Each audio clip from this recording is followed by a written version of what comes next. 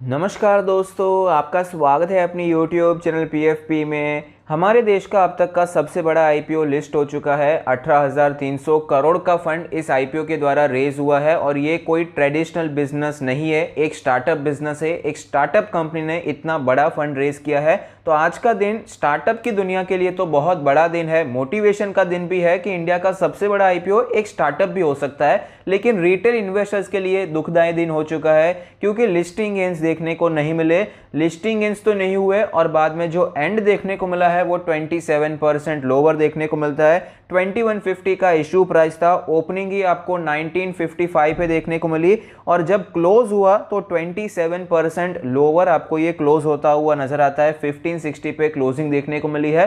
तो retail investors यहाँ पर क्लियरली हमें लॉस में दिखाई पड़ते हैं, जिन्होंने भी आईपीओ में अप्लाई किया और मैक्सिमम लोगों को अलॉटमेंट भी मिल चुका है, क्योंकि ज्यादा ओवर सब्सक्रिप्शन देखने को नहीं मिला था, तो बहुत लोगों को लॉस हुआ है। तो ऐसे सिचुएशन में हमें क्या करना चाहिए, क्या एग्जिट के बारे में सोचना चाहिए, होल्ड करना चाहिए, इसके बारे में हम चर्चा करने वाले हैं।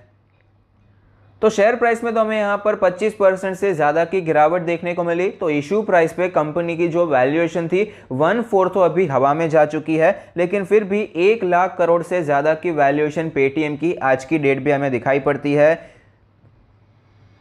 तो आईपीओ में यहाँ पर लिस्टिंग गेन क्यों नहीं दे पाया है, उसके कुछ रीजंस अगर हम जानने की कोशिश करें तो उसका हाई वैल्यूएशन, कंपनी का मार्केट शेयर भले ही अच्छा है लेकिन वैल्यूएशन बहुत ज़्यादा था, म्यूटेड इन्वेस्टर रिस्पॉन्स है, लॉस मेकिंग बिजनेस है, ये कुछ रीजंस बताए जा रहे हैं। लेकिन मेरे हिसाब से मेन रीज़न तो है भाई, इन्वेस्टर का रिस्पॉन्स अच्छा देखने को नहीं मिला। डिमांड एंड सप्लाई पे लिस्टिंग गेन्स डिसाइड किए जाते हैं। अगर डिमांड अच्छी होती है, सेंटीमेंट अच्छा होता है, तो लिस्टिंग गेन आपको देखने को मिल जाते हैं। लेकिन पेटीएम में सबसे पहले आपको डिमांड ज़्यादा देखने को नहीं मिली थी। सिर्फ 1.89 टाइम्स का सब्सक्रिप्शन हुआ था। तकरीबन 18,000 करोड़ का आईपीओ है, तो 36,000 करोड़ का ही आपको यहाँ पर डिमांड देखने को मिली थी, जबकि इसके छोटे आईपीओ में भी आपको 50,000 60,000 करोड़ की डिमांड देखने को मिल जाती है। तो डिमांड कम थी, ये मेन रीजन है। बाकी हाई वैल्यूएशन तो बाकी कुछ कंपनीज की भी देखने को मिली है, लेकिन उनके आईपीओ ने अच्छा परफॉर्म किया। लॉस मेकिंग बिजनेस और भी है, जोमेटो भी लॉस मेकिंग बिजनेस है, लेकिन उसके आईपीओ ने अच्छा परफॉर्म किया है,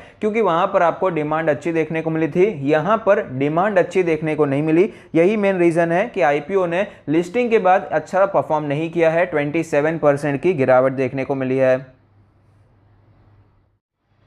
कंपनी के फाइनेंशियल्स के बारे में बात करें तो कंपनी तो लॉस मेकिंग है, लेकिन लॉस कम भी हुआ है। कॉन्सोलिडेटेड लॉस FY21 में 1700 करोड़ का है, जो कि FY20 में तकरीबन 3000 करोड़ का था और FY19 में 4200 करोड़ का। तो लॉस आपको कम होता हुआ नजर आया, ये तो अच्छी बात है, लेकिन इनकम भी कम हो गई है।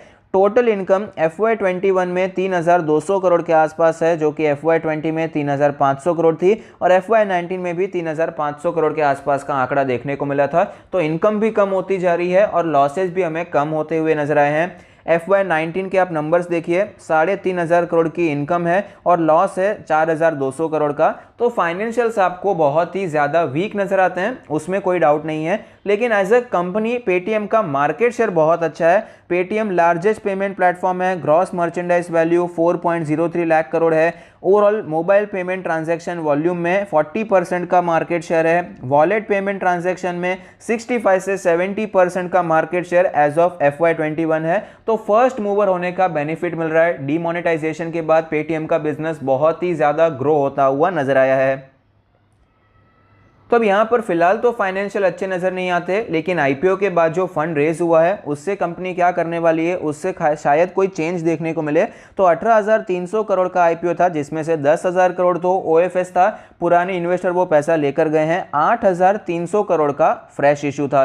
तो अभी फ्रेश इशू में सबसे पहले तो ये जो इशू है उसका एक्सपेंसेस होता है, वो निकालने के बाद पेटीएम इकोसिस्टम को स्ट्रेंथन करने के लिए फंड्स को यूटिलाइज करने वाले हैं। एक्विजिशन करेंगे, रिटेंशन ऑफ कस्टमर्स, मर्चेंट्स को ज़्यादा टेक्नोलॉजी का एक्सेस दे पाए, फाइनेंशियल सर्विसेज, ये सब ये करने वाले हैं।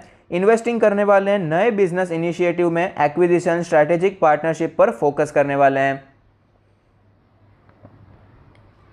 शेयर होल्डिंग पैटर्न के बारे में भी बात कर लेते हैं। यहाँ पर एक इंटरेस्टिंग चीज़ है कि जो एफआईआई से अच्छा खासा स्टेक होल्ड करते हैं foreign investor including Morgan Stanley and Canada pension plan investment board 10.37% का स्टेक होल्ड करते हैं। जो पुराने फॉरेन इन्वेस्टर हैं वो भी 70.3% का स्टेक कंपनी में होल्ड करते हैं। तो क्लियरली इंस्टीट्यूशनल फोर्स बहुत ही पावरफुल है, प्रमोटर के पास ज़्यादा स्टेक नहीं है। और जनरली स्टार्टअप में ऐसा ही होता है, प्रमोटर के पास ज़्यादा स्टेक नहीं होता है लेकिन इंस्टीट्यूशनल इन्वेस्टर्स का ज़्यादा स्टेक होता है। तो यहाँ पर भी आपको इंस्टीट्यूशनल पावर बहुत ही स्ट्रांग नज़र आता है। एफआईएस का निवेश बहुत ही अच्छा है, ये एक पॉजिटिव बात है। लेकिन ऑफ कोर्स उन्होंने जिस प्राइस पे खरीदा है और फिलहाल जो प्राइस चल रहा है उसमें ज़मीन आसमान का फ़र्क है।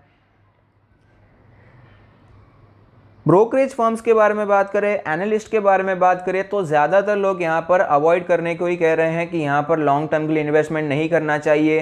कंपनी की प्रॉफिटेबिलिटी ज़्यादा नज़दीक नज़र नहीं आती है, बहुत टाइम लग जाएगा प्रॉफिटेबल होने में, शायद प्रॉफिटेबल हो ना हो, ये सारी बातें चल रही है। ज़्यादातर लोग इसे लॉन्ग टर्म के लिए अवॉइड करने को कह रहे हैं। शॉर्ट टर्म के लिए एग्रेसिव लोग यहाँ पर खरीद सकते हैं, ऐसी कवरेज ही आपको ज़्यादा नज़र आती है। अभी फॉरेन ब्रोकरेज मैक्वायर ने अंडर परफॉर्म की रेटिंग दे दी है, 1200 का टारगेट दे दिया है। 44% की गिरावट वो सजेस्ट कर रहे हैं इशू प्राइस से। ऑलरेडी 25-26% की गिरावट तो हो ही चुकी है, तो यहाँ से अप्रॉक्सीमेटली और भी आपको 20% की गिरावट देखने को मिल सकती है। इस प्रकार से रेटिंग हमें दिखाई पड़ती है, 1200 का टारगेट दिखाई पड़ता है। तो क्या हमें सच में 1200 का लेवल देखने को मिल सकता है? चार्ट एक बार देख लेते हैं। भले ही चार्ट में देखने के लिए ज़्यादा कुछ नहीं है, एक ही दिन की कैंडल है, लेकिन फिर भी थोड़ा सा अंदाज़ा मिल जाएगा। तो यहाँ पर इंट्राडे चार्ट आप देख पाएंगे, यहाँ पर 5 मिनट की कैंडल्स हैं। आपको ओपनिंग देखने को मिली 1950 के आसपास, उसके बाद कंटिन्यूस सेलिंग देखने को मिली है और लास्ट में देखिए बिल्कुल भी प्राइस रिजेक्शन नहीं है, नीचे के लेवल से बिल्कुल भी बाइंग होती भी नज़र नहीं आती है। डेली कैंडल के बारे में बात करें तो आप देख पाएंगे बहुत ही ज़्यादा बड़ी रेड कैंडल हमें दिखाई पड़ती है। ऑफ कोर्स 25% की गिरावट हुई है तो कोई छोटी कैंडल भी नहीं होगी। तो यहाँ पर क्लियरली बहुत ज़्यादा हाई प्रोबेबिलिटी है कि 1200 का लेवल आपको दिखाई देगा। 1200 का लेवल इजीली अचीवेबल टारगेट है। ऐसा मैं क्यों कह रहा हूँ? क्योंकि आप कैंडल देख सकते हैं, 25% की गिरावट पहले दिन पे देखने को मिली, बहुत ज़्यादा प्रेशर हमें स्टॉक पर देखने को मिला है। और पहले जितने भी IPOs आए हैं जिसमें सिमिलर प्रकार का मूवमेंट होता है तो उसमें कंटिन्यूसली आपको कुछ दिनों के लिए गिरावट देखने को मिलती है। कुछ एग्जांपल ले तो केमकॉन का आप चार्ट देख सकते हैं, वहां पर भी आपको लिस्टिंग गेंस देखने को मिले, लेकिन उसके बाद कंटिन्यूसली स्टॉक आपको नीचे आता हुआ नजर आया। 700 के आसपास से स्टॉक हमें कुछ 400 के आसपास आता हुआ नजर आया। तो ऐसा कई स्टॉक में हो चुका है। तो पेटीएम में भी सिमिलर प्रकार का मूवमेंट आपको देखने को मिल सकता है। 1950 से स्टॉक हमें ऑलरेडी एक ही दिन में 1550 तक आता हुआ नजर आया। तो यहाँ से 1200 का लेवल अगर एक आध हफ्ते में आ जाता है तो वो कोई बड़ी बात नहीं है। तो अब यहाँ पर क्या करना चाहिए, क्या खरीदारी के बारे में सोचना चाहिए? तो मेरे हिसाब से लॉन्ग टर्म के लिए तो खरीदारी के बिल्कुल नहीं सोचना चाहिए। यहाँ पर कंपनी के फाइनेंशियल्स बहुत ही ज़्यादा वीक नज़र आते हैं, जो कि हर एक स्टार्टअप कंपनी में, मैक्सिमम स्टार्टअप कंपनीज में यही केस आपको देखने को मिलता है। फाइनेंशियल बहुत वीक हैं, कंपनी प्रॉफिट नहीं कर रही है, रेवेन्यू भी आपको इतना ज़्यादा अच्छा नज़र नहीं आता है जितनी कंपनी की मार्केट कैप चल रही है। मार्केट कैप 1 लाख करोड़ से ज़्यादा है, लेकिन इनकी इनकम आपको 3-4 हज़ार करोड़ पे दिखाई पड़ती है। ट्रेडिशनल बिजनेसेस में आप जो देखने जाएंगे तो ये तो एक मिड कैप कंपनी भी होनी चाहिए। 10-12 हज़ार 15 हज़ार करोड़ की मार्केट कैप वाली कंपनीज में आपको 3-4 हज़ार करोड़ का रेवेन्यू देखने को मिल जाता है। तो क्लियरली बहुत ज़्यादा महंगे वैल्यूएशन है, लॉस मेकिंग कंपनी है। तो इन्वेस्टमेंट के बारे में तो फिलहाल नहीं सोचना है मेरे हिसाब से। तो अगर 1200 का लेवल आता है तो वहां पर भी इन्वेस्टिंग के लिए तो मैं पर्सनली यहाँ पर ज़्यादा इंटरेस्टेड नहीं होऊंगा। शॉर्ट टर्म के बारे में बात करें, शॉर्ट टर्म के लिए हमें चार्ट चाहिए, कुछ टेक्निकल्स चाहिए, वो यहाँ पर है नहीं। तो बेकार में यहाँ पर रिस्क लेकर मतलब नहीं है। बाकी स्टॉक्स में हम ट्रेडिंग कर सकते हैं, शॉर्ट टर्म के लिए खरीदारी कर सकते हैं, तो उसके लिए भी मेरे हिसाब से तो अवॉइड करना ही बेहतर है। अगर आपने ऑलरेडी खरीद कर रखा है तो क्या करना चाहिए? अगर IPO में अलॉटमेंट हुआ है तो यहाँ पर अगर आपने लिस्टिंग गेन के लिए अप्लाई किया तो मैक्सिमम चांसेस तो यही थे, लग रहा ही था कि इसमें कुछ ज़्यादा आपको लिस्टिंग गेन्स मिलेंगे नहीं। फिर भी अगर आपने अप्लाई किया है तो यहाँ पर निकल जाना ही मेरे हिसाब से बेहतर चॉइस नज़र आती है। जब ये लिस्ट हुआ तब निकल जाना चाहिए था। अगर आप अभी तक नहीं निकले हैं तो यहाँ पर निकलने के बारे में सोच सकते हैं। स्टॉक अगर ऊपर जाता है आपको सेल ऑन राइज करने के बारे में सोचना चाहिए। कोई भी आपको जंप देखने को मिलता है, निकलने के बारे में सोचेंगे तो मेरे हिसाब से ज़्यादा बेहतर रहेगा। क्योंकि फिलहाल क्या है, ज़्यादा कुछ इसके बारे में बता नहीं सकते, कंपनी का ज़्यादा डेटा नहीं है हमारे पास। ना ही हमारे पास चार्ट है कि हम ये बता पाए कि यहाँ पर सपोर्ट लेगा, यहाँ पर आपको रेजिस्टेंस देखने को मिलेगा। ऐसी कोई चीज़ यहाँ पर अभी फिलहाल के लिए बताना बहुत ही ज़्यादा मुश्किल है।